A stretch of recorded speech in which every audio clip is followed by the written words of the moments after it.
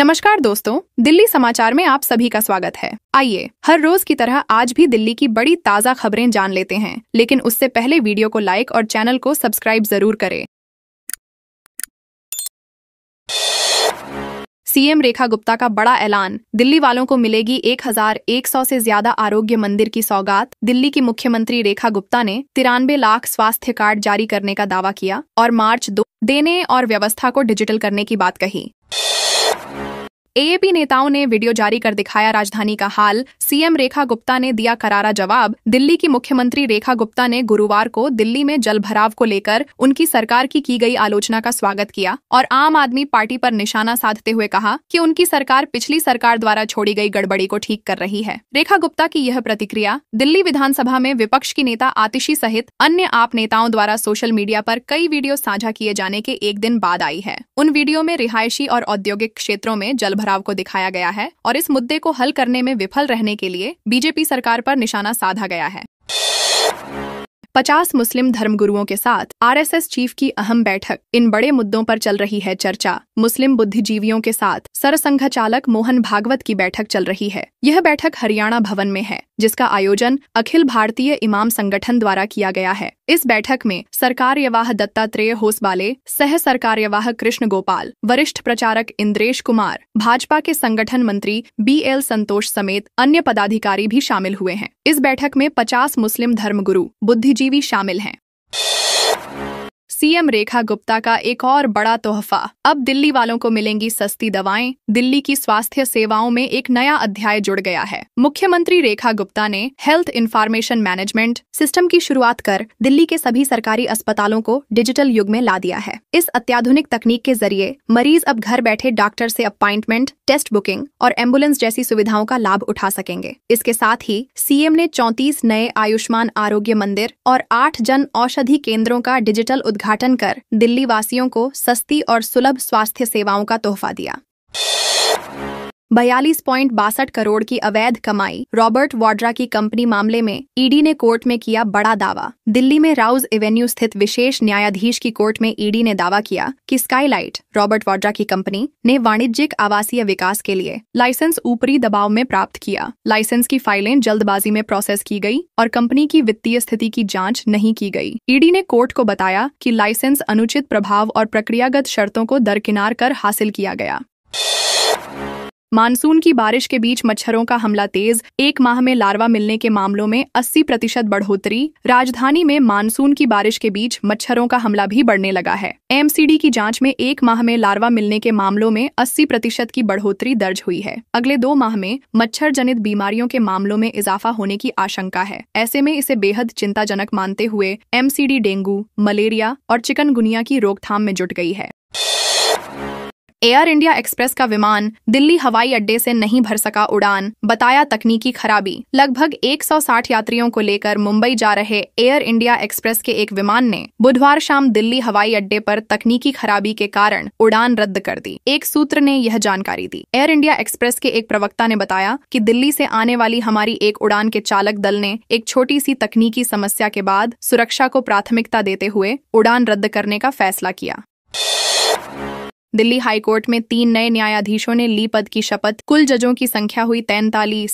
Delhi high court में 3 नवनियुक्त न्यायाधीशों शैल जैन, मधु जैन और विनोद कुमार को गुरुवार को औपचारिक रूप से शपथ दिलाई गई। इससे न्यायालय में कार्यरत न्यायाधीशों की संख्या बढ़कर 43 हो गई, जबकि स्वीकृत कुल न्यायाधीशों की संख्या 60 है। इससे पहले हाईकोर्ट में सोमवार को 6 नए न्यायाधीशों ने शपथ ग्रहण की थी। खेल खेल में आफत में आई जान, बच्चे ने निगले 5-10 रुपए के सिक्के, खाने की नली में फंसे। दिल्ली के एक सरकारी अस्पताल के डॉक्टरों ने 12 वर्षीय बच्चे की जान बचाई है। बच्चे ने 5 और 10 रुपए के 3 सिक्के निगल लिए थे। सिक्के बच्चे की खाने की नली में जाकर फंस गए थे। इससे बच्चे को कुछ भी खाने में दिक्कत हो रही थी। बच्चे को उपचार के लिए रोहिणी स्थित डॉक्टर बाबा साहेब अम्बेडकर अस्पताल की इमरजेंसी में लाया गया।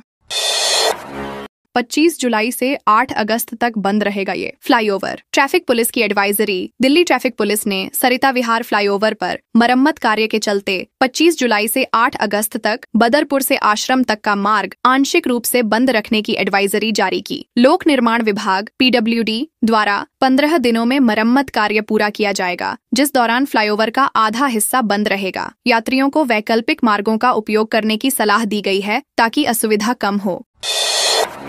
दिल्ली हाई कोर्ट ने दी TMC सांसद साकेत गोखले और पूर्व राजनयिक लक्ष्मीपुरी को सलाह। वकीलों ने कहा, दोनों से करेंगे बात। दिल्ली हाई कोर्ट ने तृणमूल कांग्रेस TMC सांसद साकेत गोखले के खिलाफ दायर मानहानि मामले में दोनों पक्षों को आपसी सहमति से विवाद सुलझाने की सलाह दी। कोर्ट ने कहा कि समझौता बेहतर विकल्प है क्योंकि अदालतों पर पहले से ही बोझ है। गोखले ने माफी मांगी और पुरी ने स्वीकार भी की। अदालत ने यह भी स्पष्ट किया कि गोखले की संपत्ति कुर्क रहेगी। दिल्ली के चांदनी चौक बाजार में बड़ा हादसा टला। 15 फीट नीचे धंस गई एक दुकान की जमीन। दिल्ली के चांदनी चौक में बारिश के बीच एक दुकान की जमीन धंसने से 15 फीट गहरा गड्ढा बन गया। मालीवाड़ा और मोती बाजार के कोने पर स्थित राजकुमार की दुकान में यह घटना हुई। दुकानदार के अनुसार सीवर के पानी के रिसाव के कारण जमीन धंसी और दुकान को लाखों का नुकसान हुआ। किसी के चोटिल होने की खबर नहीं है। दिल्ली NCR में आज भी होगी बारिश। मौसम विभाग ने जारी किया ताज़ा अपडेट। बुधवार को भी दिल्ली में हल्की बारिश का दौर जारी रहा। येलो अलर्ट के बीच कहीं हल्की तो कहीं थोड़ी तेज बारिश देखने को मिली। इससे मौसम भी सुहावना रहा और तापमान में गिरावट भी देखी गई। पूर्वानुमान है कि हाल फिलहाल ऐसा ही मौसम बना रहेगा। बुधवार को बारिश का यह दौर सुबह ही शुरू हो गया था। रुक रुक कर दोपहर तक जारी रहा। इसके बाद मौसम खुल गया, धूप निकली लेकिन हल्की ही रही। बुधवार को अधिकतम तापमान सामान्य से 4.1 डिग्री कम 30.8 डिग्री सेल्सियस रिकॉर्ड किया गया। न्यूनतम तापमान सामान्य से 1.7 डिग्री कम 25.6 डिग्री सेल्सियस रहा। आतंकी गतिविधियों में शामिल होने को फाइक ने छोड़ा था घर, फास्ट फूड रेस्टोरेंट में करने लगा था काम। गुजरात ATS ने दिल्ली के फराशखाना इलाके से अलकायदा के आतंकी फाइक मोहम्मद साकिब को गिरफ्तार किया। वह एक फास्ट फूड रेस्टोरेंट में काम करता था। पैसों के लालच में आकर फाइक आतंकी गतिविधियों में शामिल हो गया था और परिवार से अलग रहने लगा था। उसकी गिरफ्तारी से इलाके में सनसनी फैल गई है। दिल्ली के सरकारी दफ्तरों में पनप रहे हैं मच्छर। नगर निगम ने 44 को दिया नोटिस। दिल्ली में सरकारी दफ्तरों में मच्छरों की उत्पत्ति रोकने के निर्देशों के बाद भी स्थिति गंभीर है। निगम की जांच में 266 परिसरों में मच्छरों का प्रजनन मिला, जिसके चलते कई परिसरों पर अभियोजन दायर किए गए और नोटिस जारी किए गए। महापौर ने सभी दफ्तरों से नोडल अधिकारी नियुक्त करने की अपील की है ताकि मच्छरों के प्रजनन को रोका जा सके। वायु प्रदूषण से एशियाई देशों में तेजी बढ़ रहा है कैंसर का खतरा। इसे रोकने की योजनाएं हैं कमजोर। एशियाई देशों में वायु प्रदूषण से कैंसर का खतरा तेजी से बढ़ रहा है, पर रोकथाम के उपाय कमजोर हैं। लैंसेट ग्लोबल हेल्थ की रिपोर्ट में 21 देशों को शामिल किया गया है। एम्स दिल्ली के डॉक्टर अभिषेक शंकर ने भारत का प्रतिनिधित्व किया। रिपोर्ट के अनुसार कैंसर नियंत्रण के प्रयासों को तुरंत मजबूत करने की जरूरत है ताकि मृत्यु दर को कम किया जा सके।